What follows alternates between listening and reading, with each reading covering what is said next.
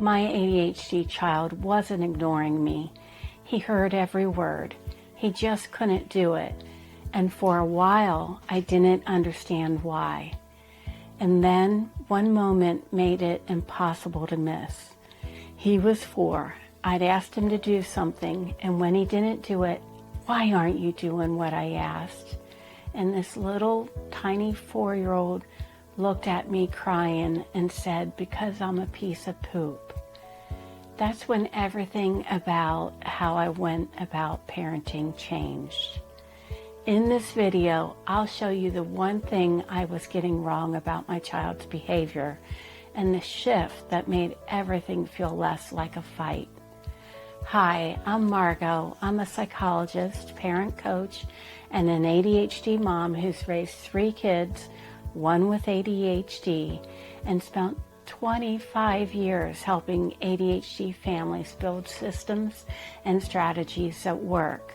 Before we get into this, I want to tell you the shift that changed everything for me. I stopped trying to get my child to listen, and I started seeing myself more like his coach, his teammate. For a long time, I was parenting like it was my job to stay in control, give directions, and expect follow-through. And it started to feel like we were on opposing sides. I was pushing, he was avoiding or shutting down. And that moment when he called himself a piece of poop, I just stopped because I could see it so clearly. He wasn't refusing, he wasn't being defiant, he was trying. He had been trying and he couldn't get there. And the way I'd been showing up, expecting compliance, asking, "Why aren't you doing this?"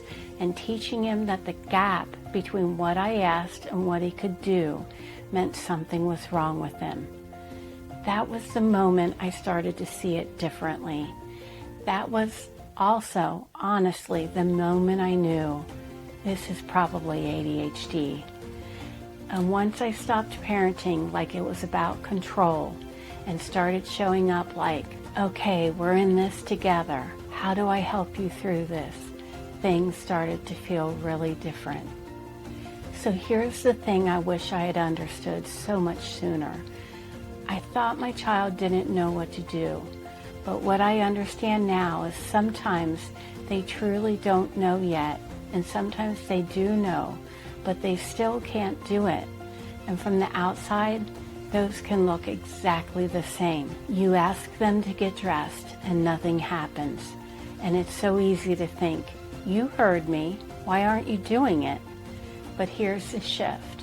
ADHD is very often the gap between knowing what to do and actually being able to do it.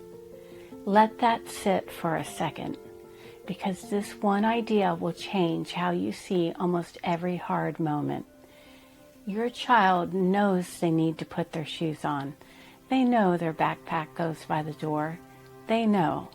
But knowing doesn't get the shoes on their feet. And this is where it gets really tricky, because from the outside, that gap looks like not listening. So we do what makes sense. We repeat ourselves. We say it louder. We try to get things moving. But what's actually happening for your child is completely different. They're not ignoring you. They're stuck in what they were just doing and their brain can't make the jump yet. Or they're overwhelmed by the transition and they're kind of frozen in place. And when we treat that like a behavior problem, it turns it into a push-pull. You're pushing, they're resisting, when really they're just stuck. So if that's the gap, our role starts to look different. It's not about saying it more times. It's about helping them get from knowing to doing. This is where the teammate role really comes in. Let me show you what this looked like in my house, like on a real morning. My son is standing in the hallway. Shoes are somewhere. Backpack isn't packed.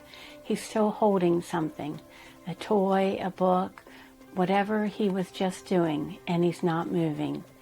Old me would have said, "Let's go. You need to get your shoes on. We're going to be late."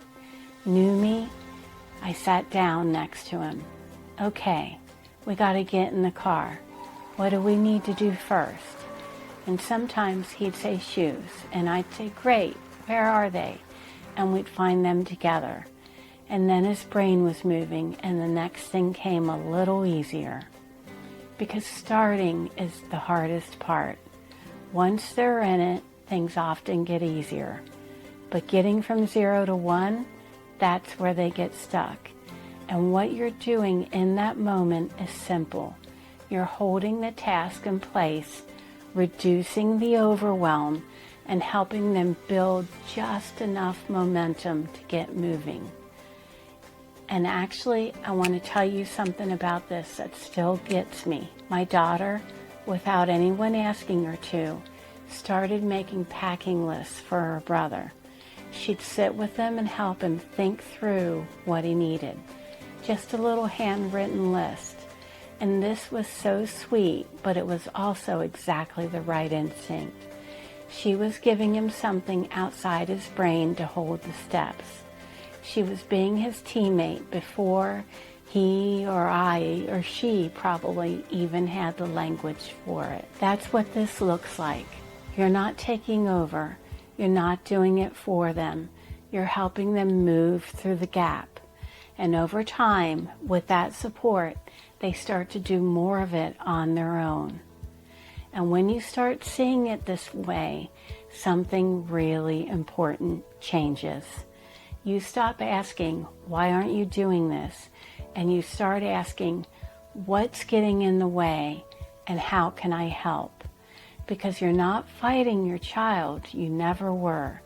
You were both just stuck on opposite sides of a gap neither of you could see. And if this idea of the no-do gap is starting to click for you, but you're still wondering why your brain feels so full all the time, there's a really important piece we haven't fully unpacked yet. Because a big part of that load is your working memory. And that's not about willpower, it's about how much your brain is trying to hold at once. In the next video, I'm going to walk you through what actually is happening with your working memory as an ADHD woman and why it can feel like everything is piling up, even when you're trying your best. Click right here to watch that next.